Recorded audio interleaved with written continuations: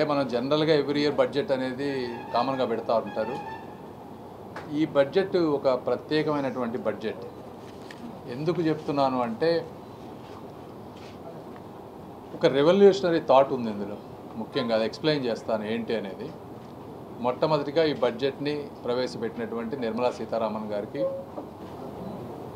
దాదాపుగా 7వ 8వ అనుకుంటా ఒక తెలుగు మహిళగా.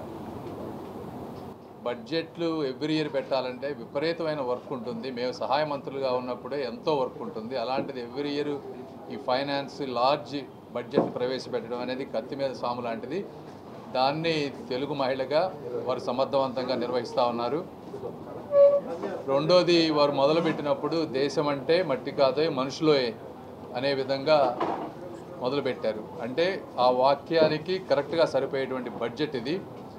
ఇందులో మెయిన్ 4: ఫార్మర్స్ని ఎంపవర్ చేయటం, ఆంటర్ప్రెన్యూవర్స్ని ఎనేబుల్ చేయటం అంటే ఇంకా ముందుకు తీసుకువెళ్ళటం, యూత్ని ఎఫెక్టివ్గా ఎడ్యుకేట్ చేయటం, ఫోర్త్ మిడిల్ క్లాస్ని ఎలివేట్ చేయటం.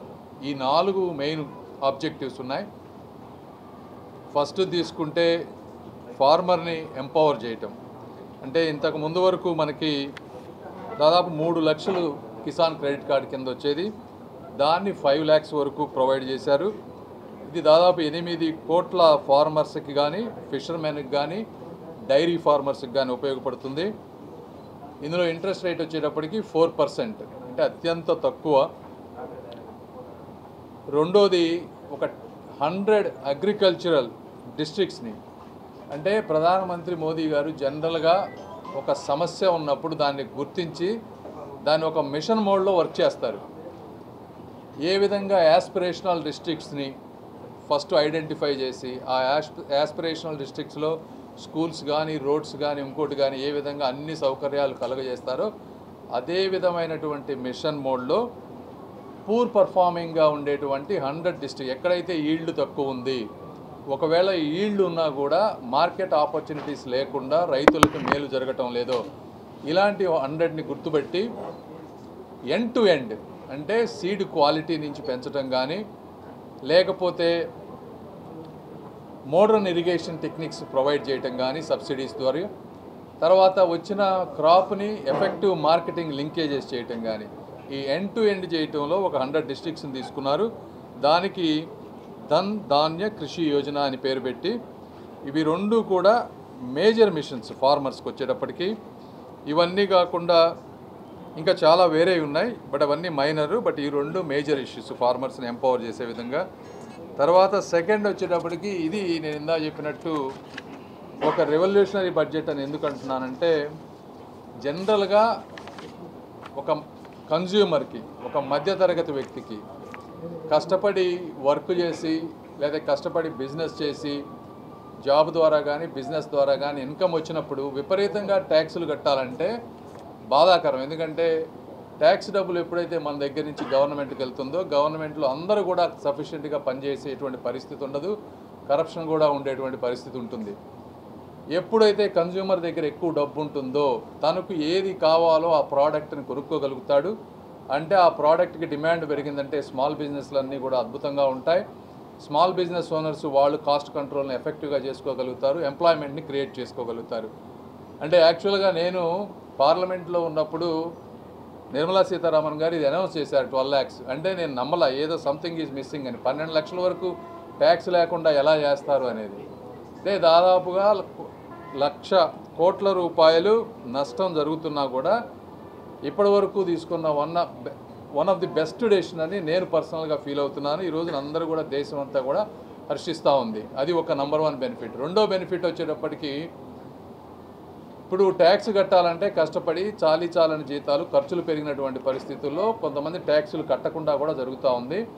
దీంతో 12 లక్షల వరకు ట్యాక్స్ లేకపోయేటప్పటికి అందరూ కూడా సిస్టంలోకి వచ్చేస్తారు. సిస్టంలోకి వచ్చినప్పుడు ఆటోమేటిక్గా కరప్షన్ కానీ ఇంకోటి డైవర్షన్స్ కానీ అన్నీ కూడా ఈవెన్చువల్గా తగ్గిపోతాయి. ఇవి లాంగ్ టర్మ్గా ఒక అద్భుతమైనటువంటి ప్రణాళిక. దీనికి ప్రధానమంత్రి మోదీ గారిని, నిర్మలా సీతారామన్ గారిని అందరినీ కూడా అభినందించాల్సినటువంటి విషయం. అదేవిధంగా సీనియర్ సిటిజన్స్కి ఇంతకుముందు స్టాండర్డ్ డిడక్షన్స్ అంటే మనకు ఇన్కమ్ వచ్చే దాంట్లో ఫస్ట్ 50,000 తీసేసేవాళ్ళు, తీసి ట్యాక్స్ కలెక్ట్ మిగిలిన దానికి రెవెన్యూ ఎస్టిమేట్ చేసి ట్యాక్స్ చేసేవాళ్ళు. ఇప్పుడు దాన్ని డబుల్ చేశారు 1 lakh. అదేవిధంగా సీనియర్ సిటిజన్స్కి ఎందుకంటే వాళ్ళకి డబ్బు ఆదాయం తక్కువ ఉంటుంది కాబట్టి వాళ్ళకి డిడక్షన్స్ ఎక్కువ ఇవ్వాలి. అది కూడా అద్భుతమైనటువంటిది. అదేవిధంగా ఈ ట్యాక్స్లు ఒకప్పుడు ట్యాక్స్ అంటే జనరల్గా అందరూ భయపడతారు. ట్యాక్సెస్ అంటే ఎవరో ఐటీ వాళ్ళు మన ఇంటికి వస్తారో ఉన్నది లేనిది చెప్పి ట్యాక్సులు కట్టమంటారో డబ్బులు అడుగుతారని ఇవన్నీ తీసేసి ఒక సిస్టమేటిక్గా అంతా ఐటీలో ట్రాన్స్ఫర్ చేసుకుంటూ వచ్చారు. ఈ కంప్లైన్స్ను కూడా ఇంకా ఈజీ చేశారు. ఇంతకుముందు 2 సంవత్సరాలకి లోపు మీరు ట్యాక్స్ రిటర్న్స్ ఫైల్ చేయాలి అంటే దీన్ని 4 సంవత్సరాలు చేశారు. ఎందుకు చేశారంటే ఇంకా ఎక్కువ టైం ఇస్తున్నారు. మనం ఒక వ్యక్తి మీద అపనమ్మకంతో మొదలవ్వకూడదు. ఒక వ్యక్తి మీద నమ్మకంతో, ఒక ట్రస్ట్ తోటి ప్రజల్ని ముందుకు తీసుకువెళ్ళాలనేటువంటి ఒక గొప్ప ఉద్దేశం. ఇదేం చేస్తుందంటే ముందు ప్రతి ఒక్కరిని నీతి నిజాయితీగా మార్చేటువంటి ఒక వికసిత్ భారత్, ఒక డెవలప్డ్ నేషన్ ఉండాలంటే ఈరోజు అమెరికా కానీ ఇంకో కంట్రీలో పోతే ముందు మనం ఒక మనిషిని సస్పెక్ట్ చేయం, అక్కడ నమ్ముతాం. ఫస్ట్ నమ్మి ఎక్కడన్నా తప్పు జరిగితే అదేదో రేర్గా ఉంటుంది. అలాంటి సిచ్యువేషన్ ఇండియాలో రావాలి అంటే ఇలాంటి మార్పులు వచ్చినప్పుడు మాత్రమే కూడా ప్రజల్లో ఒకరిపై ఒకరికి నమ్మకం కలుగుతుంది. ఇది కూడా చాలా దూరదృష్టితో చేసినటువంటి ఒక గొప్ప ప్రణాళిక. తర్వాత 4వది, ఇప్పుడు ఈ మధ్య రేర్ డిసీజెస్ ఉన్నాయి, చాలా రేర్ డిసీజెస్, లేకపోతే భయంకరమైన క్యాన్సర్స్ ఇవన్నీ ఎక్కువ వస్తూ ఉన్నాయి. వీటన్నిటికీ ఇండియాలో మంచి మందులు లేవు. ఇవి కొనుక్కోవాలంటే విపరీతమైన కాస్ట్ అయిపోతూ ఉంది. వీటన్నిటిని కూడా దాదాపుగా 36 లైఫ్ సేవింగ్ డ్రగ్స్ అన్నిటికీ కూడా ఇంపోర్ట్ ట్యాక్స్ ఆల్మోస్ట్ 0 చేసేసారు. కాబట్టి ఎక్కడన్నా ఇంపోర్ట్ చేసుకోవాలంటే చాలా మంచిది. అంటే ఇంత చిన్న విషయాన్ని కూడా అంత పెద్దగా ఆలోచించి ఒక పాలసీలో తీసుకురావటం. అదేవిధంగా కస్టమ్స్లో దాదాపుగా 7 12 ఎన్నో ఉన్నట్టున్నాయి. సెస్ మీద సెస్, వీటన్ని దాదాపుగా 7 టారిఫ్ రేట్స్ అన్నింటినీ కూడా ఎలిమినేట్ చేసేసి సింప్లిఫై చేసి, అంటే ఎక్కువ ఉండేకుండా ఏమవుతుంది, ఎక్కువ కరప్షన్కి ఛాన్స్ ఉంటుంది, ఎక్కువ మంది అధికారులు ఇన్వాల్వ్ అయ్యేటువంటి పరిస్థితి. ఒక్కొక్కసారి 1 year పడుతుంది ఏదైనా ఇంపోర్ట్ చేసుకోవాలి. ఇవన్నీ కూడా ఎలిమినేట్ చేసి ఒక వికసిత్ భారత్కి వెళ్ళే విధంగా చేయడం అనేది కూడా అద్భుతమైనది. 3వ విషయం వచ్చేటప్పటికి ఆంటర్ప్రెన్యూర్స్ని ఎనేబుల్ చేయటం. ఆంటర్ప్రెన్యూర్స్ని ఎనేబుల్ చేయటం అంటే ఇందులో 2 ఉన్నాయి. 10 లక్షల మందికి up to 5 lakh credit cards ఇవ్వటం.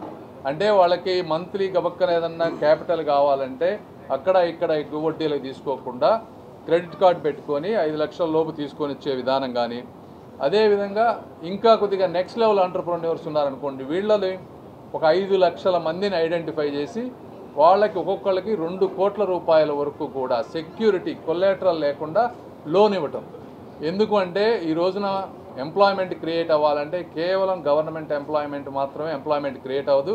ప్రైవేట్ ఆంటర్ప్రైజెస్ అన్నీ కూడా ఎనేబుల్ అయినప్పుడు మాత్రమే కూడా ఎంప్లాయ్మెంట్ విపరీతంగా క్రియేట్ అవుతుంది. ఆ విధంగా 2 కోట్ల రూపాయల వరకు, ముఖ్యంగా ఇందులో ఎస్సీ ఎస్టీ వెనుకబడిన తరగతుల వారందరికీ కూడా అప్ టు 2 crores అనేది 5 లక్షల మందికి చేయటం అనేది ఒక అద్భుతమైనది. అదేవిధంగా ఆల్రెడీ బిజినెస్లు ఉండి సక్సెస్ఫుల్గా ఉండి టర్నోవర్ పెరుగుతున్నాయి ఉన్న వాళ్ళందరికీ కూడా ఇంతకుముందు 10 కోట్ల వరకు లోన్ వచ్చేది క్రెడిట్ గ్యారంటీ తోటి, దాన్ని డబుల్ చేశారు. అగైన్ ఏంటంటే మీరు ఒక స్టెప్ ముందుకు వస్తే గవర్నమెంట్ ఆఫ్ ఇండియా 2 స్టెప్పులు ముందుకు వెళ్ళి మిమ్మల్ని సపోర్ట్ చేసి భారతదేశాన్ని ఒక మ్యానుఫ్యాక్చరింగ్ హబ్గా చేయాలనేటువంటి మోదీ గారి ఆలోచనతో వచ్చినటువంటి పథకం. సో ఈ విధంగా అంటే ఇవి ఫుట్వేర్కి కానీ, లెదర్ ఇండస్ట్రీస్కి కానీ, టాయ్ మ్యానుఫ్యాక్చరింగ్ కానీ, ఇట్లా మల్టిపుల్ వాటికి ఆంటర్ప్రినర్స్కి ఉపయోగపడేటువంటి అవకాశం ఉంది. తర్వాత 4వ విషయం యూత్ ఎంపవర్మెంట్. యూత్ ఎంపవర్మెంట్ అంటే లాంగ్ టర్మ్గా మనం అభివృద్ధి చెందిన దేశాలతో పోటీ పడాలంటే సిటిజన్స్ అందరూ కూడా ఎడ్యుకేట్ అవ్వాలి. ఎడ్యుకేట్ కూడా నెక్స్ట్ జనరేషన్ స్కిల్స్తో పోటీ పడాలి. ఇవన్నీ అయినప్పుడు మాత్రమే మనం ఒక 20-30 సంవత్సరాల్లో నంబర్ 1 నంబర్ 2 కంట్రీగా ప్రపంచంలో ఉండగలం. దాదాపు 50,000 అటల్ టింకరింగ్ ల్యాబ్స్, అంటే ప్రతి స్కూల్లో కూడా రీసెర్చ్కి సంబంధించినవి కానీ, ల్యాబ్ ఎక్స్పెరిమెంట్స్కి కానీ, రోబోటిక్స్కి కానీ, ఏఐకి సంబంధించినటువంటి అన్నీ కూడా స్కూల్స్లో పెడితే అప్పటి నుంచే వాళ్ళకు ఒక డిఫరెంట్ అయినటువంటి ఆలోచనలతోటి ముందుకు వెళ్తారనేది. అదేవిధంగా ఏఐ సెంటర్ ఆఫ్ ఎక్సలెన్స్ 500 కోట్ల రూపాయలతోటి దాన్ని కూడా ఇనిషియల్ స్టెప్ తీసుకొని తయారు చేయటం. ఉన్న మెడికల్ సీట్స్ని ఇంకో 10,000 పెంచడం. అదేవిధంగా R&D రీసెర్చ్ అండ్ డెవలప్మెంట్కి 20,000 కోట్ల రూపాయలు అలొకేట్ చేశారు. ప్రతి సెగ్మెంట్లో కూడా రీసెర్చ్ అండ్ డెవలప్మెంట్ చేసినప్పుడు మాత్రమే మనం ఎక్కువ ఇంపోర్ట్ చేయకుండా మనంతటా మనం తయారు చేసుకోగలుగుతాం. మా టెలికామే ఉంటే ఇప్పటి వరకు 2G, 3G, 5G, 4G అన్నీ కూడా ఇంపోర్ట్ చేసుకునేటువంటి పరిస్థితి. 1990 నుంచి టెలికాం రిఫార్మ్స్ వస్తే 25 సంవత్సరాలుగా మొట్టమొదటిసారిగా BSNL నష్టపోయినా పర్వాలేదు, మనం 4G కంపల్సరీగా మనం ఓన్గా తయారు చేసుకోవాలని మోదీ గారు పట్టుబడి ఈ రోజున 4G దాదాపుగా 80,000 టవర్లు ఇండియా మొత్తం కూడా పెట్టేటువంటి పరిస్థితికి వచ్చాం. అయితే చిన్న చిన్న ఇష్యూస్ ఉన్నాయి, అవన్నీ 2-3 నెలల్లో సాల్వ్ చేస్తాం. అద్భుతంగా తయారవుతుంది. ఒకటి ఇన్నోవేట్ చేయాలంటే ఒక్కొక్క కంట్రీకి 10 సంవత్సరాలు పడితే మన వాళ్ళు 2 సంవత్సరాల్లో చేయగలిగారు.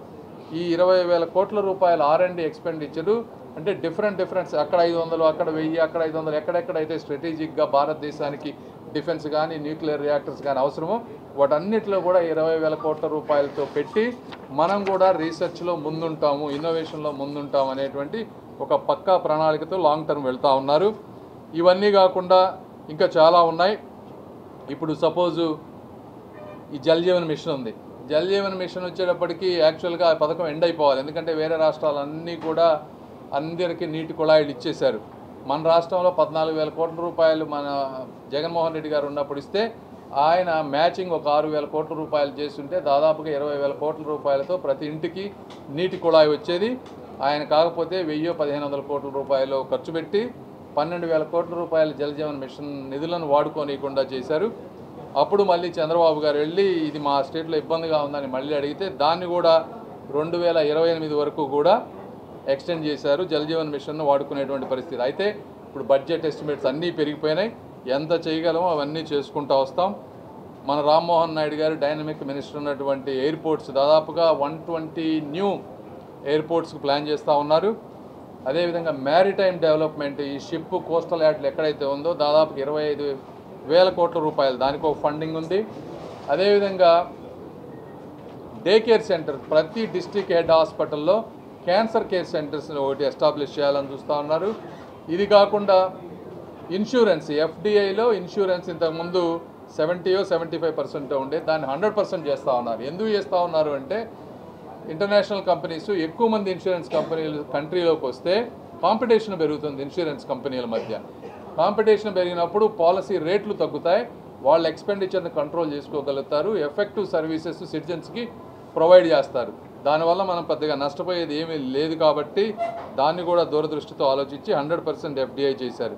ఇవన్నీ కాకుండా ఆంధ్రప్రదేశ్కి మీ అందరికీ తెలుసు ఈ బడ్జెట్లో కాదు వచ్చిన 7 నెలల్లో ఎంతవరకు చంద్రబాబు నాయుడు గారు కానీ పవన్ కళ్యాణ్ గారు కానీ మేమందరం కానీ వెళ్ళి మల్టిపుల్ టైమ్స్ కలిసి పోలవరం కానీ ఒక అమరావతి క్యాపిటల్కి కానీ ఈరోజు స్టీల్ ప్లాంట్కి కానీ 2 ఇండస్ట్రియల్ నోడ్స్ మ్యానుఫ్యాక్చరింగ్ నోడ్స్ కానీ ఇలా ఎన్ని చేయగలిగితే అన్నీ తీసుకొస్తూ వస్తూ ఉన్నాం.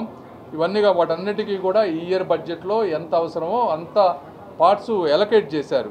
అంటే కేవలం మాటలు చెప్పడమే కాదు, ప్రతి ఇయర్కి నిర్ణయాత్మకంగా అంటే పోలవరానికి 5,900 కోట్లు, స్టీల్ ప్లాంట్కి ఈ ఇయర్ బడ్జెట్లో 3,200 కోట్లు, విశాఖపట్నం పోర్టుకు వచ్చేటప్పటికి 730 కోట్లు, ఈ విధంగా అన్నీ కూడా ఎలకేట్ చేసుకుంటూ వస్తూ ఉన్నారు. ఇవన్నీ కాకుండా కేంద్ర మంత్రులు కానీ ఎంపీలు కానీ ఇండివిజువల్గా చాలా ప్రాజెక్ట్స్ ఉన్నాయి. మనం అన్ని కనుక ఎఫెక్టివ్గా DPRలు చేసుకొని కేంద్ర మంత్రుల దగ్గర కనుక కూర్చొని వాటిని కనుక శాంక్షన్ చేయించుకోగలిగితే ఇంకా చాలా అద్భుతమైనవి వస్తాయి. ఉదాహరణకు చెప్తా ఉన్నాం, మేము గండికోట టూరిజం ప్రాజెక్ట్ ఒకటి తీసుకొచ్చాం 80 కోట్ల రూపాయలు పెట్టి. అదేవిధంగా బాపట్లలో సూర్యలంక ప్రాజెక్ట్ అని బీచ్ ప్రాజెక్టు 100 కోట్లు పెట్టి నిన్నే నేను షెకావత్ గారికి ప్రాజెక్ట్ సబ్మిట్ చేసాం, వారు కూడా ఇస్తా అన్నారు. అదేవిధంగా railway over bridges, under bridges 70 railway stations అన్నింటినీ కూడా ఈరోజు మోడర్నైజ్ చేసేటువంటి పరిస్థితి. అదేవిధంగా రైల్వే ట్రాక్లు ట్రిప్లింగ్ డబులింగ్ చేయటం, కొత్త రైల్వే లైన్లు, 8 వందే భారత్ లైన్లు, ఈ విధంగా ఎక్కడ అవకాశం వస్తే అక్కడ మీరు చూస్తే గత 5 సంవత్సరాల్లో ఆంధ్రప్రదేశ్కి ఈ విధంగా వర్క్ చేసినటువంటి ఒక చరిత్ర కానీ ఒక ఎఫర్ట్ కానీ ఎక్కడా లేదు. కాబట్టి ప్రజలందరూ కూడా అర్థం చేసుకోవాలి. ఒకళ్ళు ఇద్దరు మాట్లాడారు ఏమొచ్చింది ఆంధ్రప్రదేశ్కి ఈ బడ్జెట్లో అని, 7 నెలల్లో ఇంతగా చేసినటువంటి పరిస్థితి ఎక్కడా లేదు. గత 4-5 నెలల క్రితం ఏదైతే అనౌన్స్ చేశారో అవన్నీ బడ్జెట్ అలొకేషన్స్ ఎవ్రీ ఇయర్ చేసుకుంటూ ఈ అడిషనల్ ప్రాజెక్ట్స్ అన్నీ కూడా చేసుకుంటూ ముందుకు వెళ్ళేటువంటి పరిస్థితి. కాబట్టి మోదీ గారికి, ఎన్డీఏ ప్రభుత్వానికి, కేంద్ర మంత్రులకి అందరికీ కూడా మరొకసారి ధన్యవాదాలు తెలుపుతా ఉన్నాను. Thank you. మరిన్ని వీడియోస్ కోసం ఛానల్ ని సబ్స్క్రైబ్ చేయండి. లేటెస్ట్ అప్డేట్స్ కోసం వాట్సాప్ ఛానల్ ని ఫాలో అవ్వండి. ఆ లింక్ డిస్క్రిప్షన్ లో ఉంది.